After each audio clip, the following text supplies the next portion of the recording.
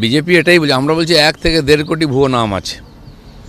এই নামগুলোকে বাঁচাবার জন্য এত নাটক মমতা ব্যানার্জি লোকেরা করেছেন। 1.5 কোটি লোককে নোটিশ দিয়েছেন ওনার কর্মচারীরা, এবং যাতে ব্যাপারটা পুরো গুলিয়ে যায়, যাতে ইলেকশন কমিশন রেগে মেগে বলে দেয় যাক আর ভেরিফিকেশন সবাই নাম ঢুকিয়ে দাও, সেই আশায় ছিলেন।